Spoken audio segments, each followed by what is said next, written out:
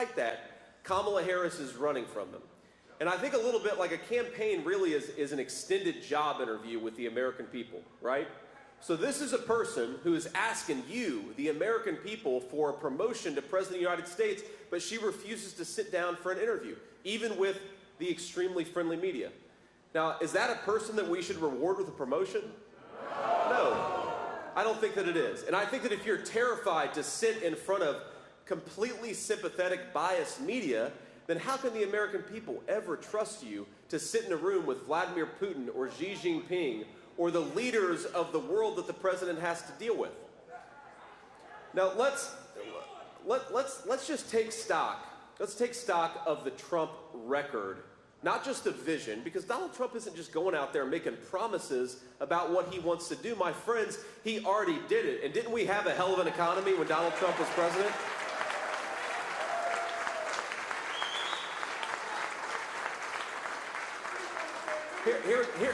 Here's what we're going to do.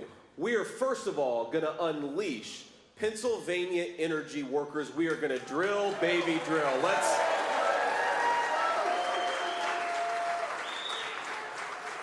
We're going to stop buying energy from tin-pot dictators all over the world who hate this country. We're going to start buying it from our own land, from our own people, from our own workers, and that's going to start on day one of the Trump presidency. And when we do that, my friends, we're going to bring down energy costs, not just for American families and American consumers. We're going to bring it down for American manufacturers and American businesses like Dysorb, where we're sitting right now. Now, these guys, I mean, Kamala Harris talks about how she wants to stand for the little guy, and yet her energy policies have driven up the cost of energy and food for everyday citizens. She says that she wants to bring American manufacturing back to this country. Well, Kamala, if you really, really want to bring American manufacturing back to this country, might I suggest you vote for Donald J. Trump. Get out of this race and bring back a president who knows how to do it.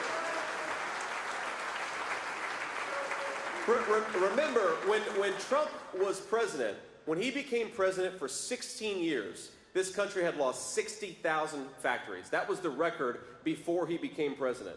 He becomes president over 4 years. We had 12,000 factories. Undid a lot of the damage, and he's going to undo a lot more of it if we give him another 4-year term. Are we going to do that? Absolutely we are. We have got to stop the Chinese and everybody else from undercutting the wages of American workers. If you want access to American markets, you ought to deal fairly with the American working people, union and non-union alike. We are going to stop the Chinese from building their middle class on the back of the American middle class, aren't we?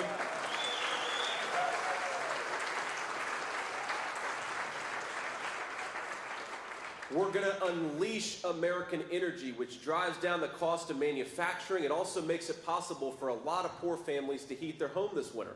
The thing that bothers me so much about Kamala Harris's policies is that real people suffer when she refuses to do her job. Real people. Ladies and gentlemen, I grew up in a poor family. I remember talking with my mamaw during very cold winter nights about how low could we turn the heater and still be able to live comfortably in our house that night. That's the conversation that American families have every single day when you have a vice president like Kamala Harris who's raising energy prices instead of lowering energy prices. It is a disgrace. I think whether you're rich or poor, if you work hard and play by the rules in this country, you ought to be able to afford to heat your home on a cold winter night. Ain't that right?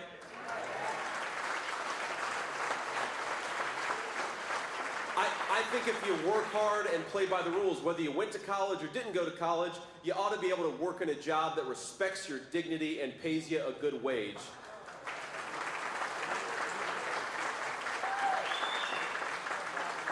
And I believe whether you're the owner of a company like Dysorb or a worker in a company like this, you ought to have a president who stands up for your business and your job instead of a vice president, Kamala Harris, who's been trying to tear all that stuff down.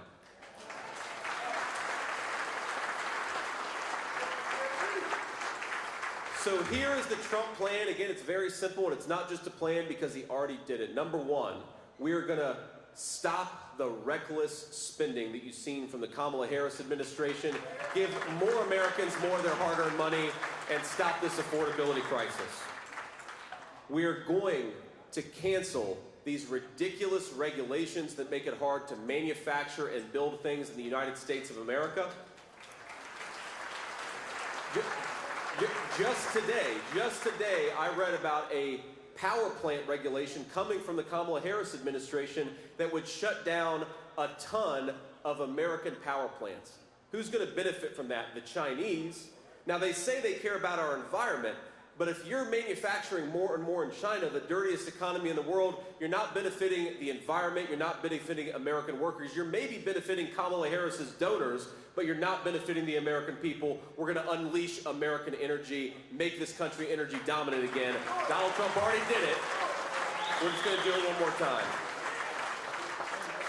Now, I want to bring the press up here to take a few questions, but before I do that, I just want to offer a few observations and a few remarks on the state of this campaign. Number one, I already said this, but I'm going to repeat it for our friends in the back. It is disgraceful that Kamala Harris pretends to run for the presidency of the United States, but she refuses to stand before the American people without a teleprompter standing between them. Kamala, what are you so afraid of? The American people are good and kind, even if they don't like your politics. Why don't you get out and talk to them? If you want to be the people's president, you ought to be willing to stand before the people and answer a few tough questions. I don't think that's too much to ask, is it? Now, speaking of, she has got quite the running mate, this guy Tim Walz, who...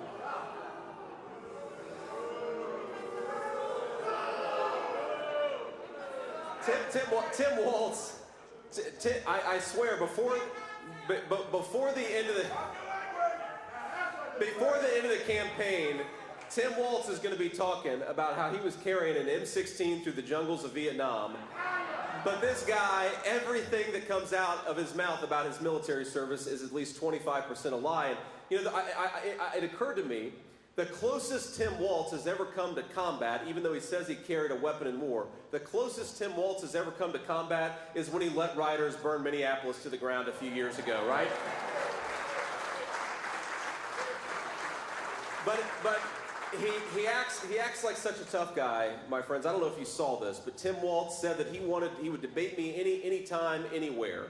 So he threw out October 1st, a debate moderated by CBS, which I'm sure is going to be in the tank for the Democrats, but who cares? Because I respect the American people to go before hostile media. But when he says he'll debate anytime, anywhere, he apparently didn't mean in mid-September, because I offered him a debate in front of CNN, not exactly friends of me and Donald Trump. And you know what Tim Walz said? No thanks. Because they are hiding from the American people. My message to Kamala and Tim Walz, but especially to the American people, is the American people deserve to be led by somebody who is willing to get out there and talk to people. Kamala and Tim, stop hiding in the basement, get out there and campaign. We'd all appreciate it quite a bit.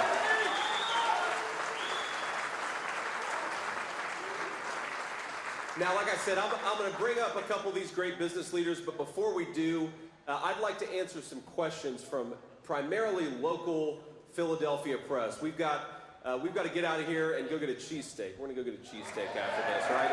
We are in Philly. But any recommendations? Okay, all right, okay. Steve's has got some partisans over here. But let me say, let me ask the local media here. If you're from the local media, raise your hand first, and then I'd like to answer a few of your questions, and if we got time afterwards, we'll get to the national folks. It's very bright, so it's hard to see all, but ma'am, I believe in a black shirt. Yes.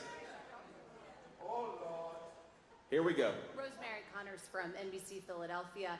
Senator Vance, what's your message to Pennsylvania voters on abortion? Has your opinion changed? Do you think there should be a national ban, or should it be left up to the states? Look, it's okay. It's all right. Look, first of all, First of all, I think it's important to be honest about what Donald Trump and I are focused on here. And what Donald Trump and I are focused on is making the American dream affordable again for Pennsylvania families. That is what we're focused on. Look, on the abortion question in particular, what President Trump has said has been very direct.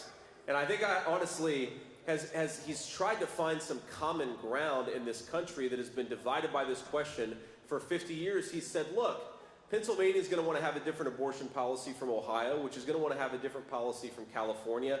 Let the states decide. Let the people in those states decide.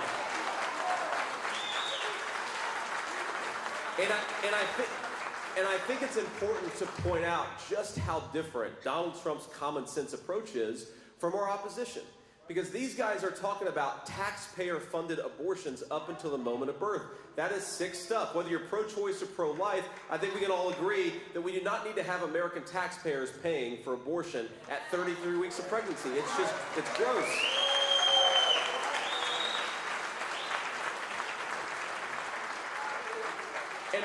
And the final point that I'd say on this is President Trump and I believe very, very deeply that we want Americans to feel like they can afford to have families again. The biggest problem that we have in this country, you talk to young women who have a pregnancy, especially an unexpected pregnancy, and a lot of them feel like they don't have options because how are you going to feed a baby in today's economy? How are you going to house a baby with rent where they are? We want to make American family life affordable again, and I think that's the best way to promote a culture of life in this country. Thank you all. Again, local PA reporters first, ma'am. Hi there, Aaliyah Schneider, the Philly Inquirer. How often can we expect you to be in Pennsylvania, and where are you getting your cheesesteak and why? Well, I'm going to be in Pennsylvania as much as you find people will have me. How does that sound, all right? Look.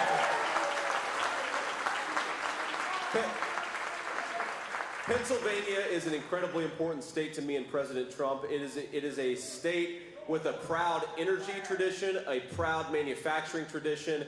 We believe that if we make more stuff in America, Pennsylvania workers and Pennsylvania families are going to benefit. So we're going to be here a lot, taking our message to the whole state, because who wants to make more stuff in the United States of America? Who wants to build more factories in the United States of America?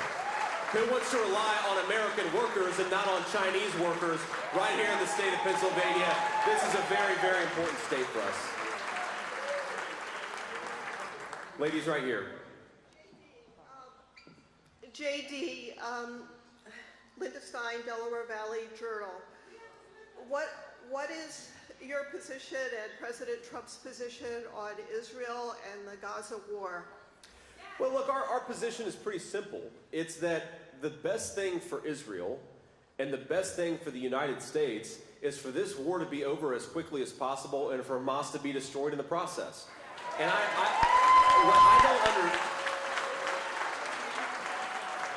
Linda, what I don't understand is you have Kamala Harris who says that she's really concerned about civilian casualties. Well, I'm very concerned about civilian casualties too. But if you're concerned about civilian casualties, you want the war to be over as quickly as possible, and you want to destroy Hamas's ability to fight. She's pursuing policies that are doing exactly the opposite. Prolonging the war as long as possible and not allowing Israel to finish the job against Hamas. It's the worst of all possible worlds. Donald Trump is going to return strength to the American foreign policy scene. Just one more observation about this. This is especially to anybody watching who is skeptical of Donald Trump, who remembers when the American media said that Donald Trump was going to start a nuclear war. Did anybody notice that the country and the world were at greater peace under the presidency of Donald Trump than anybody, Democrat or Republican, who came before? It's kind of amazing, actually, because I remember when all of you, meaning the media, all the media said that this guy was going to start World War III. We are on the brink of World War III thanks to Kamala Harris's leadership. We're going to get strong American leadership back in there to bring a little bit of calm back to the world.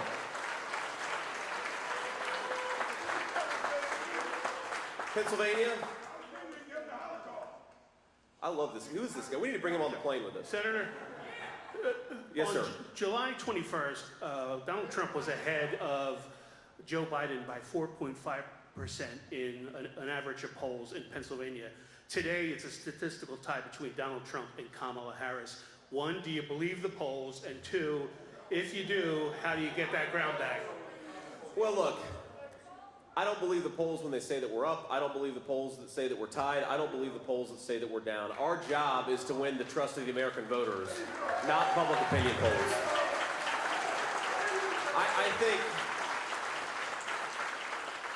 look, what I think, and I saw this in my own race for the Senate, I remember when all the public opinion polls in August said that I was going to lose my race for the United States Senate, and then I won in a pretty convincing fashion just a couple of months later. I believe that the media puts out these polls knowing that it's going to depress turnout, and it's going to make the conversation about the polls. Who cares what the polls say, whether they say we're up or we're down? What I care about is that Americans can't afford groceries.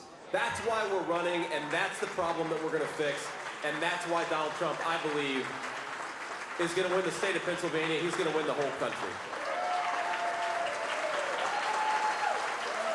PA?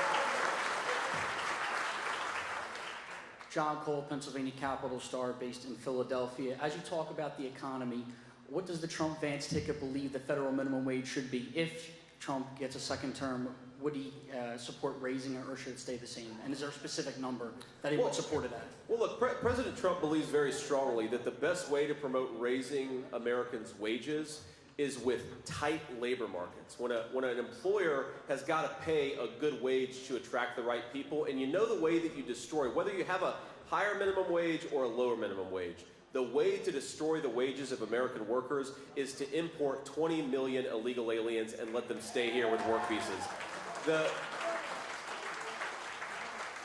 Kamala Harris's entire economic approach is to pursue policies that destroy the wages of workers, that raise the cost of goods, and then to say, well, don't remember that I've been vice president for 1,300 days, but when I get out there somehow, I'm going to wave my magic wand and fix all the problems that I caused. Nobody believes that Kamala Harris can do that. And why do we have? I'll tell you, y'all may not pay as close attention to this as I do, but when you look at, there's this chart out there, and it tracks the wages of American workers against the size of government and corporate profits. And what was happening is that for a very long time, corporate profits were doing just fine, and government was getting bigger and bigger. But you know who was really struggling? The wages of American workers. And then there's this thing that happens where the wages of American workers sort of shoot straight up. And you know what happened? Was Donald J. Trump became president. Because when you have companies that have to hire American and have to buy American, that lifts up all American workers. I don't care if you set the federal minimum wage, whatever you want to set it at, call it $30 an hour, and you let in 25 million illegal aliens, nobody is going to make $30 an hour because the illegal aliens are going to undercut the wages of American workers. You want to raise wages, build more in America, buy more in America, and send the illegal aliens home, and that's exactly what Donald Trump and I are going to do.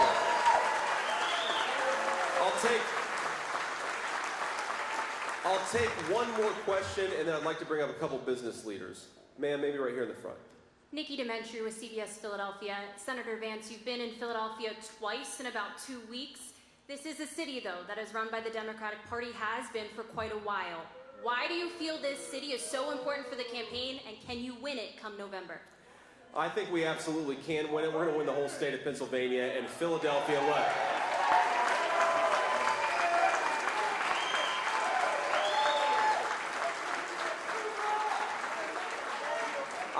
I'd ask voters in Philadelphia and across the whole state a very simple question.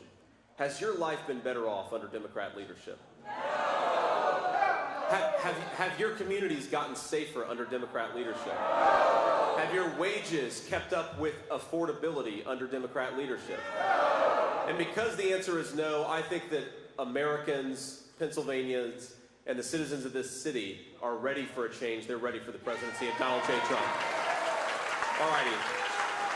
Now, on the topic of Americans being ready for a change, I want to call up a couple business leaders who have built great businesses right here in Philadelphia. And I want to start with the leader of DISOR, where of course we're sitting right now. Ted, come on up here. Give a round of applause for Ted.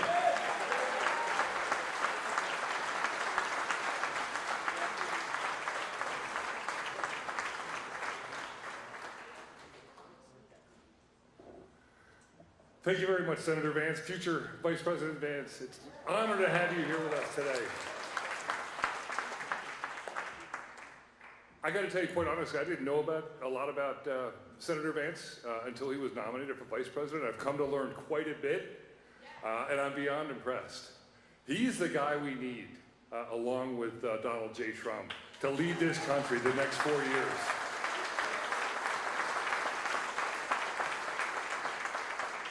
On a personal note, because we're both former enlisted military, I thought I was doing okay myself, but this guy here is blowing me away. So it's very impressive, sir. Thank you again for coming.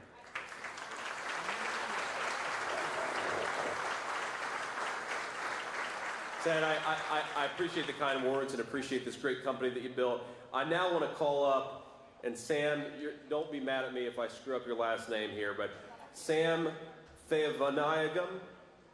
I got it? Okay. I hear people just call him Sam T. So Sam T, come up here and say a few words. Give a round of applause for Sam T.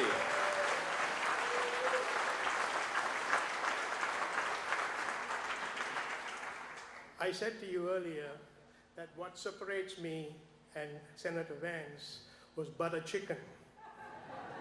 Because his wife is vegetarian and of Indian descent. I am of Indian descent. So Senator Vance actually split the script by doing exactly opposite to what I did. But it's interesting that in the last 4 years, I serve as a defense contractor. In the last 4 years, there has been a huge erosion of the Department of Defense, the defense industrial base that actually supports the DoD. And that is a huge issue. With peer threats like China and Russia, we're going to have a huge problem at our hands, and manufacturing is the way forward. Workforce development and making sure that we are investing in our people so that we can increase capability, increase capacity, increase competency, and oh, by the way, we will be confident doing that. The two words that separate me and him was butter chicken. By the end of the year, that it'll be down to 2 letters, VP. All the best, sir.